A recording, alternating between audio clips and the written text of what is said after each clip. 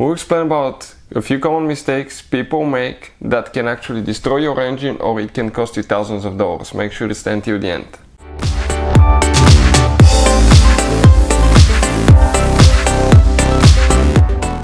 Hey guys, welcome back to Auto Repair Guys. Thank you guys for watching and subscribing to the channel. Today will be super helpful video to any of you guys having a Dodge Challenger, and if you need to remove or replace spark plugs, stay with us. We'll explain how to do that. We'll talk about spark plugs torque specs and spark plugs gap as well.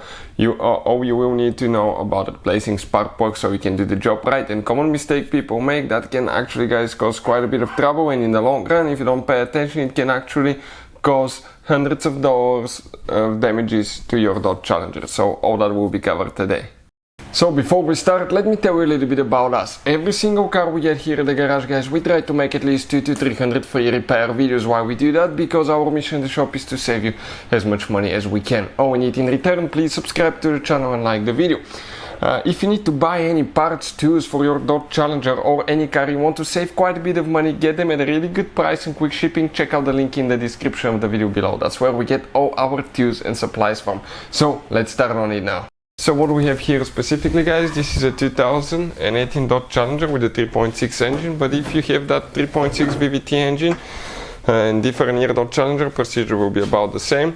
What you need to do first, we need to go ahead and start removing the upper intake manifold. Stay with us, we'll cover that, and then we'll get to the spark plugs. Why we need to do that? Because when we have the upper intake manifold installed, you cannot reach the spark plugs for cylinder 2, 4 and 6. So let's go ahead, remove it, and we'll show you what to do next. So first we're going to remove the upper engine cover. You grab and you pull straight up. It has 4 rubber bushings. 1, 2, 3, 4. They attach right here to these posts, as you can see, like that, and you have one towards the back, so it just comes straight out. Next we're going to remove the intake hose. Okay, right here you can see it has only one hose clamp with 8mm that we're going to pre-loosen. So let's go ahead, do that now. Perfect. We're going to come on this side first. Okay, we're going to go ahead, pre-loosen that one, and I'm going to disconnect the intake temperature sensor here. Okay, and we can grab that hose, pull it out. Right here it has one rubber bushing that you need to pull straight up. You cannot just wiggle it all the time, you just have to pull straight up and pull the rubber bushing out of here.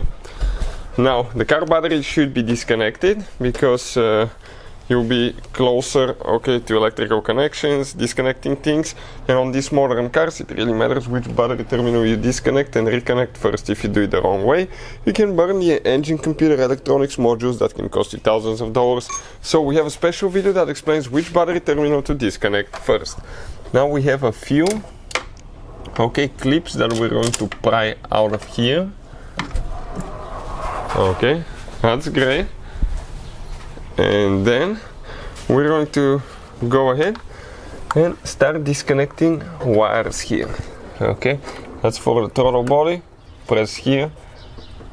Okay, push in, release the pressure, pull out, and that wire will come out as well. So we kind of like need to remember where they need to go later. Perfect. Now this is a map sensor right there. We need to disconnect that one as well. So let's go ahead and do that. We have one vacuum hose. Careful not to break it. It's super easy. If you do, you will guys need to replace the intake manifold, and that could be pricey. So this one came out too.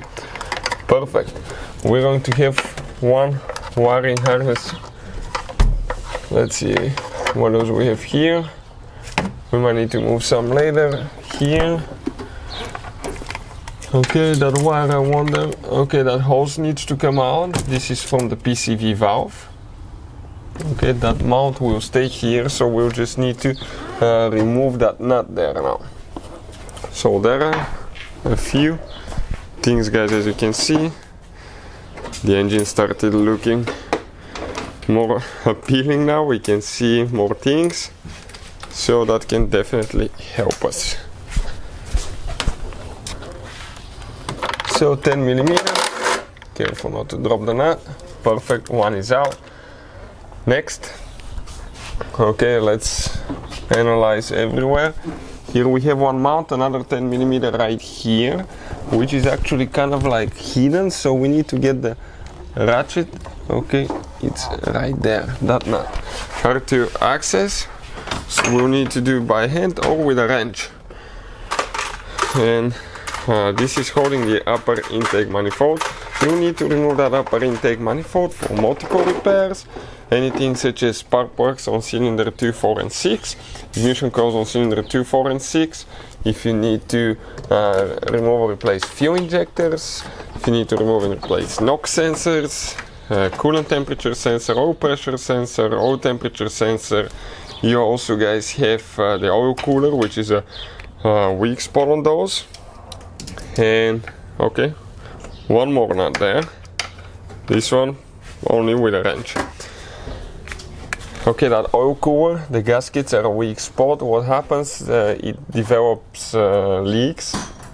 It can develop coolant and oil leak, and it can even mix oil and coolant, and that could be practically, guys, catastrophic. We have a link, okay, to where we can buy new oil cooler. You can check out the video on Pentastar 3.6 engine. This is known as the Pentastar engine. Perfect, we should be ready on this side. So now we're going to go ahead, start with 8mm, and we'll need to start pre-loosening some bolts.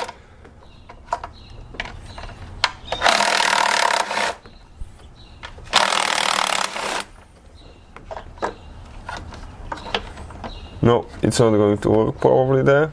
We need to get a longer extension because we don't want to risk damaging the intake manifold.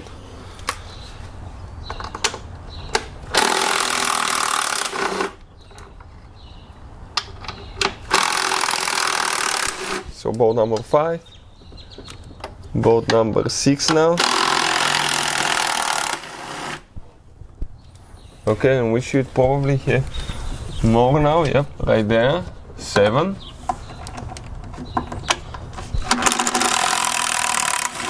And we have bolt number, let me see if we have one more somewhere here. I just want to analyze to see.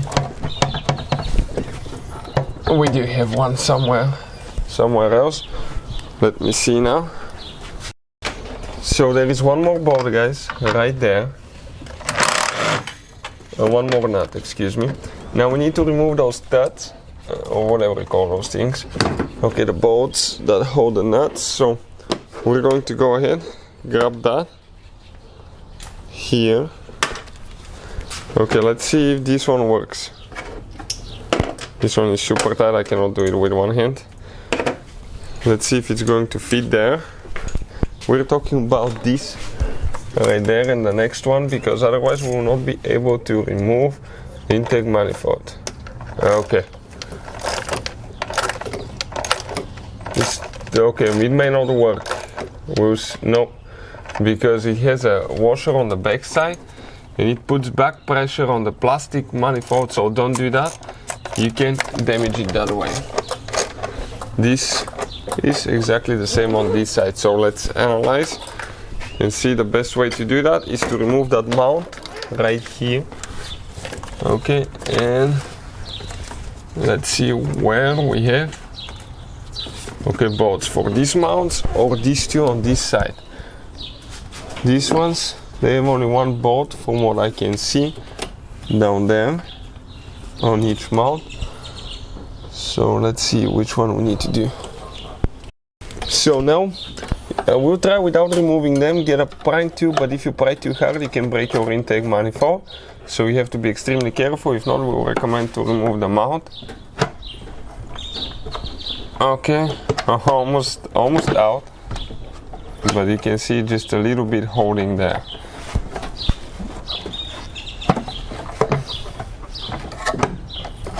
Yep, almost out of there. Let me see if we can just maybe even remove one of them, they put those brackets and it fixes everything in place, which makes it really inconvenient. Later you can easily probably push them and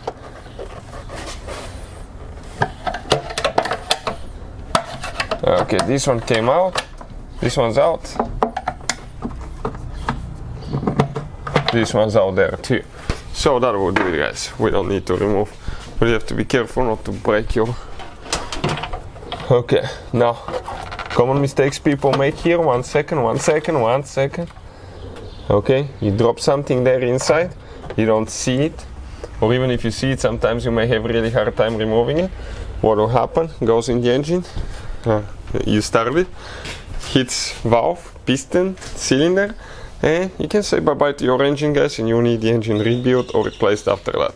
So be extremely careful, and I recommend to cover these holes. That way you can minimize the chance for dropping something in the intake manifold. Now let me show you something quick. These gaskets need to be replaced every time you remove it. We'll put a link where you can get intake manifold gasket for the 3.6 engine, so check it out and you will be able to do that, because otherwise, guys, okay, you can develop a vacuum leak, have an unstable vehicle operation, rough idle, vacuum leak code, lean fuel mixture code, something that will be super hard to fix. Now, common mistakes people make, guys, as I said, one, we're going to share one now and one later as we go, when we get to it. Right here, if you don't cover the holes, or before you cover them, if you're not careful, you drop a tool, socket, screw, nut, bolt, anything, and it gets inside, it will go to the valves and it can destroy your engine practically, guys, because from the you can bend the valve, it can make its way in the cylinder, it can destroy piston, cylinder head, engine block, and in some cases even after that catalytic converters. So we'll demonstrate just on one spark plug, but all of them are that way. We're going to demonstrate on cylinder number 4 here. So we need to disconnect first the ignition coil. How we do that? We pull that red thing to the back. Now you grab the connector, push it in, then press down and disconnect it. Don't pull for the wires because you can pull them out and you can get a misfire. Next, we're going to go ahead, okay, remove the screw, the bolt for the ignition coil. You're going to grab that ignition coil and pull it out. Perfect, just like that. After that, we're going to go ahead, get a spark plug wrench. I think that's 5/8, and get the spark plug tight. Inspect the hole, make sure you don't have any engine oil in the spark plug. If you have engine oil in it, that means that you have a failing gaskets, valve cover gaskets.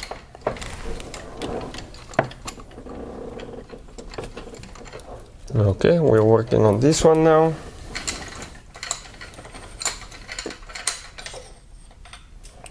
And this is, guys, the spark plug that came out.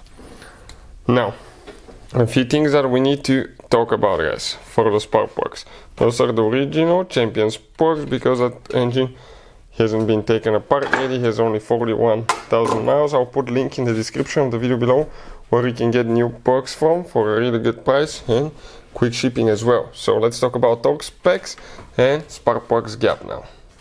So the spark plug, the gap, according to the manual, it says 0.043 inches or 1.1 millimeter. Ours is right on the spot at 41,000 miles, right on the spot. Perfect. Now, common mistake people make when they install the spark plug, you need to have a spark plug wrench. Otherwise, if you drop it, guys, that is going to, okay, you can see if you do that, that's not good. Why? It needs to stay in the wrench, because if it doesn't, okay, you drop it like that, you may smash the gap to a minimum. That can cause misfires, which can lead, guys, those misfires later to rich fuel mixture. It can lead to burned valves, burned catalytic converters. It can cause quite a bit of damage, so be careful.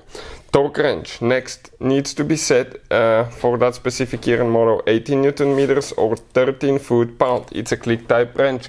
You hear the click, you stop, listen.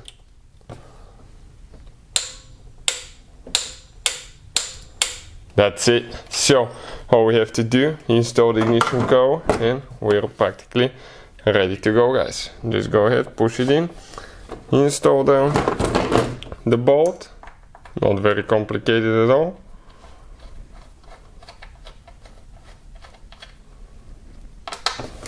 Almost there. And we can just go ahead and plug the wire. Hopefully the video will be helpful to any of you needing help with that. Thank you for watching and see you guys next time.